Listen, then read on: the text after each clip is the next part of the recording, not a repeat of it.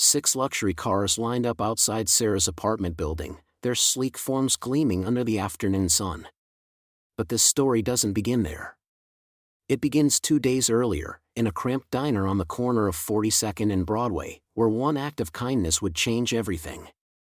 Sarah Harding rushed through the glass doors of Murphy's Diner, her worn sneakers squeaking against the checkered linoleum. Her dark hair was pulled back in a messy ponytail, and worry lines creased her 26-year-old face as she tied her apron with trembling fingers. "You're 15 minutes late again, Sarah," barked Mike Murphy, the diner's owner, not bothering to look up from his clipboard. His gravelly voice cut through the clatter of plates and morning chatter. "I'm sorry, Mike. The subway was delayed, and That's the 3rd time this month." Mike finally looked at her, his weathered face stern. "One more strike and you're out. I can't afford employees who can't show up on time." Sarah's heart sank. She needed this job desperately. Her student loans were crushing her, and her rent was already 2 weeks late. "It won't happen again, I promise." Mike waved her off dismissively. "Just get to work." The lunch rush hit like a tsunami. Sarah weaved between tables, balancing plates and forcing smiles despite the knot in her stomach. The diner buzzed with the usual crowd of construction workers, office employees grabbing quick bites, and tourists studying their maps over coffee. That's when he walked in. The elderly man moved slowly, his shoulders hunched beneath a faded brown coat that had seen better decades. His silver hair was neatly combed, but his shoes were scuffed, and Sarah noticed how his hands shook slightly as he gripped the back of a corner booth. Something about his quiet dignity caught her attention immediately. Little did Sarah know that this stranger would completely upend her world. She approached his table with a gentle smile. "Good afternoon, sir. What can I get for you today?" The man looked up with kind, tired eyes. "Just a cup of coffee and maybe some toast, if that's all right." "Of course. How about our soup of the day too? It's homemade chicken noodle." He hesitated, glancing at the menu prices. "Just the coffee and toast will be fine, thank you." Sarah studied his face for a moment. She'd seen that look before, the careful calculation of someone counting every dollar. She'd worn that expression herself many times. 20 minutes later, she returned with his order, but something made her pause. The man was staring out the window, his fingers drumming nervously on the table. When she set down his coffee, she noticed his wallet was open beside his napkin. It contained 2 crumpled dollar bills and some change. "Here you go, Mr. Thompson. Henry Thompson." He smiled warmly. "And thank you, dear." Sarah watched as Henry slowly ate his toast, savoring each bite as if it might be his last meal. When he finished, he sat quietly for several minutes, clearly reluctant to leave the warm diner. But what happened next shocked everyone in that diner. Henry reached for his wallet, counted his money twice, then looked up at Sarah with embarrassed eyes. "I'm terribly sorry, miss, but I seem to be a bit short today. I thought I had more, but..." "Hey!" Mike's voice boomed across the diner. "What's the problem over there?" Sarah felt her cheeks burn as other customers turned to stare. Henry's face flushed crimson, and he fumbled with his meter bills. "No problem, Mike," Sarah called back, then leaned down to whisper to Henry. "Don't worry about it, sir. It's taken care of." Before Henry could protest, Sarah walked to the register and paid for his meal with her own money, money she desperately needed for groceries. Mike stormed over, his face red with anger. "What did you just do?" "I paid for his meal," Sarah said quietly, acutely aware that every customer in the diner was watching. "With whose money?" "Mine."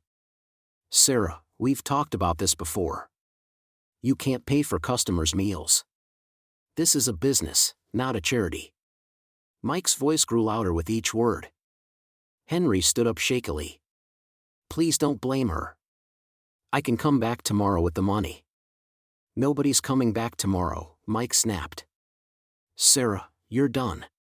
Clear out your locker and get out." The diner fell silent except for the hum of the coffee machine and the distant traffic outside. Sarah felt the world spinning around her. This decision would change everything, but she couldn't bring herself to regret it. "Mike, please. I need this job. I just couldn't let him out. Now." Sarah untied her apron with shaking hands, her eyes burning with unshed tears. As she headed toward the back to collect her things, Henry gently touched her arm. "I'm so sorry, dear. This is all my fault." Sarah managed a weak smile. "It was my choice, Mr. Thompson. Take care of yourself, okay?" But the real shock was still coming. As Sarah emerged from Murphy's Diner 20 minutes later, clutching her few belongings in a brown paper bag, she felt completely lost. Her phone buzzed with a text from her landlord about the overdue rent, and panic began to set in. She didn't notice the figure in the black sedan across the street, watching her every move through tinted windows. Someone had witnessed her act of kindness, and they had plans for Sarah Harding that would soon turn her world upside down. The morning sun cast long shadows across Sarah's cramped studio apartment as she sat hunched over her laptop, the blue glow illuminating the dark circles under her eyes. She'd been at this for hours, scrolling through job listings, each rejection email feeling like another nail in her coffin. Her fingers trembled slightly as she typed yet another cover letter, the words blurring together. "Thank you for your interest in the position at Midtown Bistro," she read aloud from the latest response. "However, we have decided to move forward with other candidates." Sarah slammed the laptop shut and buried her face in her hands. 3 weeks had passed since she'd been fired from the diner, and her savings account was showing a balance that made her stomach churn. Her phone buzzed with a text from her landlord. "Rent was due yesterday. Need payment by Friday or we'll start eviction proceedings." Sarah's heart pounded as she stared at the message. Friday was only 2 days away, and she had exactly $47 to her name. Just then, a soft knock echoed from her door. Sarah hesitated, wondering if her landlord had decided to pay her a personal visit. She peered through the peephole but saw no one. Opening the door cautiously, she found only a pristine white envelope lying on her doormat, her name written in elegant script across the front. "That's strange," she whispered, glancing down the empty hallway. No return address, no postmark. Inside, she found a single piece of cream-colored paper with a brief message: "Your kindness has not gone unnoticed." Sometimes the smallest gestures create the biggest ripples. A grateful friend. Sarah read the note 3 times, her mind racing. Could this be from the elderly man she'd helped at the diner? But how would he have found her address? And what did he mean about ripples? Meanwhile, across town in a glass-walled office overlooking Central Park, Tom West ended his third conference call of the morning. Newspaper clippings covered his mahogany desk, articles about local businesses, community development projects, and charitable foundations. His assistant knocked and entered, carrying a fresh cup of coffee and a concerned expression. "Sir, the Henderson project is ready for final approval, but we still need to verify the candidate," she said, placing a manila folder before him. Tom opened the folder, revealing a photo of Sarah leaving the diner 3 weeks ago. "She's perfect for this, Janet. Her actions at Mickey's Diner prove she has the character we're looking for. But timing is everything." He picked up his phone and dialed a number. "Yes, it's me. Has she received the first letter? Good. Now we wait and see if she's truly ready for what comes next." But what Sarah didn't know was that her kindness toward the elderly stranger had set wheels in motion that would change everything. Back in her apartment, Sarah's desperation reached new heights.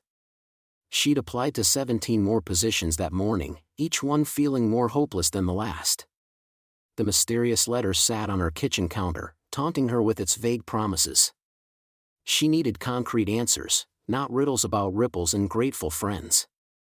As evening approached, Sarah decided to take a walk to clear her head. The autumn air was crisp, and the familiar sounds of the city usually comforted her. But as she turned onto her street, something made her blood run cold. Parked directly outside her building was a sleek black sedan with tinted windows, the same car she'd noticed lingering near the diner the day she was fired. A silhouette sat motionless in the driver's seat, and Sarah could feel eyes watching her every move. Her hands shook as she fumbled for her keys, her mind racing with questions. Who was following her, and what did they want? Sarah stares at the mysterious car parked outside her cramped apartment building, her heart racing as the silhouetted figure inside remains perfectly still. The weight of her unemployment presses down on her shoulders like a lead blanket, but something about this situation feels different, charged with possibilities she can't quite understand. Her phone buzzes, breaking the tension. An unknown number flashes on the screen. Hello, Sarah. This is Tom West from Metropolitan Development Group. I understand you're looking for employment opportunities. Sarah's grip tightens on her phone. How did you get my number? Word travels fast in this city when someone shows real character. I'd like to discuss a position that might interest you. Can we meet tomorrow morning? Sarah glances back at the mysterious car, then at her overdue rent notice taped to her door. What kind of position? Community Outreach Coordinator. Someone who understands what it means to help people, even when it costs them something. The line goes quiet as Sarah processes his words. How could he possibly know about what happened at the diner? I'll think about it, she says carefully. Of course. I'll text you the address. And Sarah? Sometimes the kindest acts create the biggest ripples. The call ends, leaving Sarah more confused than ever. She looks back toward the street, but the mysterious car has vanished like it was never there. The next morning, Sarah walks into a gleaming office building in Midtown, her worn shoes clicking against marble floors that probably cost more than her annual rent. Tom West greets her in the lobby, a man in his 40s with kind eyes and an expensive suit that somehow doesn't make him seem pretentious. Thank you for coming, Sarah. I know this must feel strange. That's an understatement, she replies, following him into an elevator lined with mirrors. How exactly do you know about me? Tom's reflection smiles mysteriously. Let's just say your reputation for kindness precedes you. The elevator opens to reveal a bustling office where people work intently at laptops, their conversations mixing words like community impact and sustainable development. Sarah notices newspaper clippings covering one wall, headlines about local business developments and charitable initiatives. We help connect resources with people who need them most, Tom explains, leading her to a conference room overlooking Central Park. But we're very selective about who we work with. Character matters more than credentials. Sarah settles into a leather chair that costs more than her monthly food budget. And you think I have character because I bought breakfast for an old man and lost my job? Henry Thompson isn't just any old man, Tom says, his voice taking on a reverent tone. Sarah's pulse quickens. You know Henry? Before Tom can answer, his phone buzzes with an urgent message. His expression shifts as he reads it. Sarah, there's something I need to show you. He leads her to a window overlooking the street below. 6 luxury cars are pulling up to the building in perfect formation, their black paint gleaming in the afternoon sun. What's happening? Sarah whispers, watching as drivers in crisp uniforms step out and stand at attention. Tom's voice carries an emotion she can't quite identify. Henry wanted me to tell you something. That meal you bought him? It wasn't just breakfast. It was a test. Sarah's knees feel weak. A test? Henry Thompson built the largest philanthropic network on the East Coast over 60 years. Every month, he would go somewhere ordinary, dressed as someone who needed help, to see how people treated him when they thought he had nothing to offer. The room spins as Sarah grabs the windowsill for support. That's impossible. 97 people failed his test in the past 5 years. They ignored him, dismissed him, or worse. But you? Tom's eyes meet hers with something that looks like pride. You paid for his meal with money you couldn't afford to lose, and you did it without hesitation. Sarah stares at the luxury cars below, their engines humming like promises of a different life. What does this have to do with me? Tom pulls out an ornate envelope sealed with wax. Henry passed away yesterday morning, Sarah, But before he died, he left specific instructions about someone who showed him real kindness. Sarah's hands shake as she takes the envelope. The weight of it feels significant, like it contains more than just paper. Through the window, she watches as one of the drivers opens the trunk of the lead car, revealing what appears to be stacks of documents and something that glints like gold in the sunlight. "What's in there?" she breathes. Tom's smile holds secrets that could change everything. The keys to Henry's entire legacy. "And Sarah?" He pauses as the driver below looks up directly at their window, as if he's been waiting for this exact moment. "He left something in that car that belongs to you." Sarah stared at the personal item in her trembling hands, a worn leather wallet with the initials HT embossed in fading gold. Her heart raced as she connected the dots. Henry Thompson had been in that mysterious car outside her apartment. But why? And how was Tom West connected to all of this? The next morning, Sarah decided she couldn't live with the uncertainty any longer. She marched into Tom's real estate office on Fifth Avenue, the wallet clutched tightly in her purse. The receptionist tried to stop her, but Sarah pushed through to the executive floor. "I need to speak with Tom West." "Now," Sarah demanded, her voice carrying a determination she didn't know she possessed. Tom looked up from his mahogany desk, his expression shifting from surprise to something that looked almost like relief. "Sarah, I was wondering when you'd come." "You know why I'm here," Sarah said, placing Henry's wallet on the desk between them. "Start talking." Tom leaned back in his leather chair, studying her face. "That old man you helped at the diner?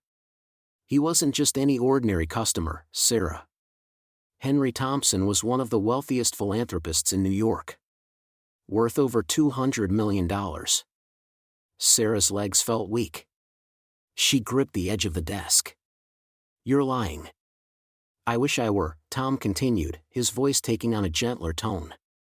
Henry had been battling stage 4 cancer for months. He'd been going to different diners and restaurants, testing people's character. Looking for someone genuine. Someone who would help a stranger without expecting anything in return. The room seemed to spin around Sarah. "Testing people?" Tom nodded gravely. "Henry believed that true character is revealed in how we treat those who can do nothing for us. That meal you paid for? It was his final test. And you passed with flying colors, even though it cost you your job. But here's what will shock you even more," Tom wasn't finished revealing the truth. "Henry didn't just observe your kindness that day, Sarah.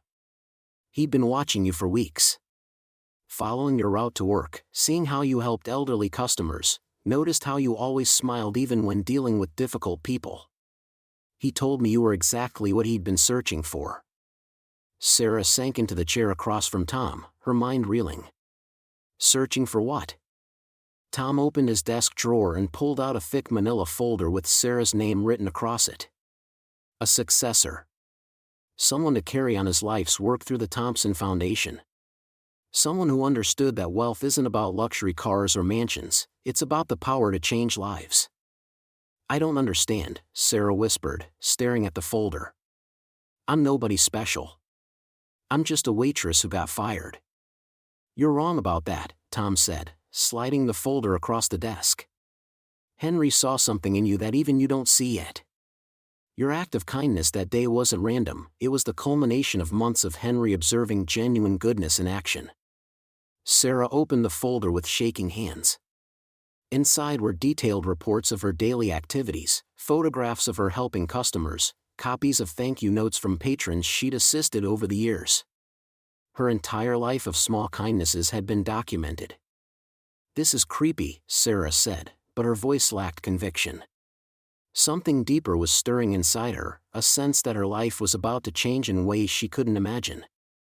Tom leaned forward, his eyes intense. "Sarah, Henry passed away 3 days ago.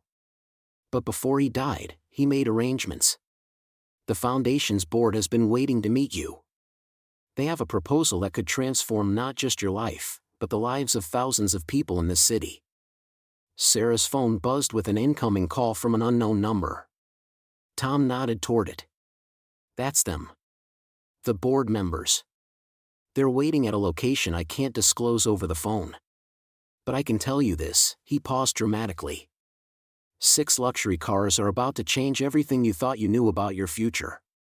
As Sarah stared at her ringing phone, she realized she was standing at the threshold of something far bigger than she'd ever imagined. Sarah's hands shake as she approaches the plaza where 6 gleaming luxury cars sit arranged in a perfect semicircle. The afternoon sun catches their polished surfaces, creating an almost mystical display that seems impossible for someone who just lost her job 2 days ago. Tom stands beside a sleek black Mercedes, his expression softer than she's ever seen it, holding an envelope that looks suspiciously similar to the mysterious letter she received earlier. "Sarah," he calls out, his voice carrying a warmth that cuts through her confusion. "Thank you for coming. I know this must seem overwhelming, but everything will make sense in a moment." As she walks closer, her eyes scan the other figures standing beside each vehicle, well-dressed individuals who watch her with knowing smiles, as if they've been waiting for this moment as long as she has. The weight of the past 2 days, the job loss, the financial panic, the mysterious encounters, it all feels like it's building to this single point in time. Tom opens the envelope and pulls out a handwritten letter, its edges worn as if it's been handled many times. "This is from Henry Thompson," he begins, and Sarah's breath catches in her throat. "The man whose meal you paid for at the diner. What you didn't know is that Henry spent his entire life building something extraordinary, a network of people committed to finding and rewarding genuine kindness in a world that often overlooks it." Sarah's eyes fill with tears as Tom continues reading Henry's words aloud. "Sarah Harding showed me that true compassion still exists. In a moment when she had every reason to protect herself, when her job was literally on the line, she chose to help a stranger.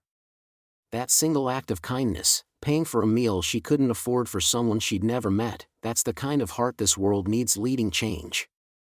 The revelation hits her like a wave. Henry wasn't just a struggling elderly man, he was testing her character, searching for someone worthy of carrying forward his life's mission. The cars, the network, the mysterious observers, they were all part of an elaborate system designed to identify people like her, people whose kindness comes naturally even when it costs them everything. "These cars aren't gifts for you to keep," Tom explains, gesturing toward the impressive fleet. "They're tools. Each one represents a different aspect of the community outreach program you'll be leading.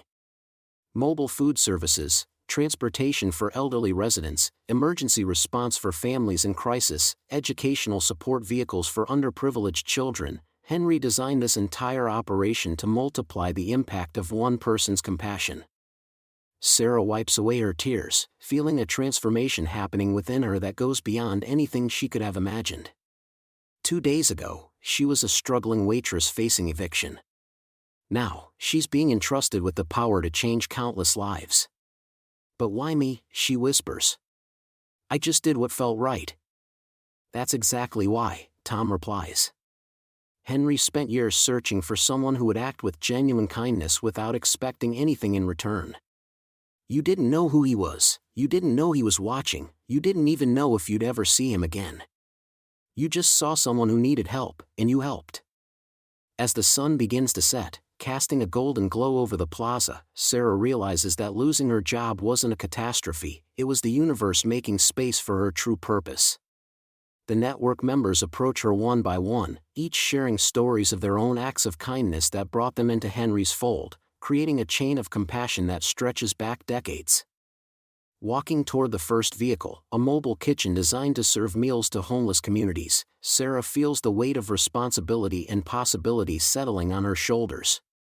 Henry's legacy isn't just about the money or the resources, it's about proving that kindness creates ripple effects far beyond what we can see in the moment. The video ends with Sarah starting the engine of the mobile kitchen, ready to serve her first meal as the leader of Henry's Compassion Network. The message is crystal clear: in a world that often rewards selfishness and cynicism, genuine kindness remains the most powerful force for change, capable of transforming not just individual lives, but entire communities. Sometimes losing everything is just the universe's way of making room for something infinitely better. What act of simple kindness might you perform today, never knowing whose life you could change forever?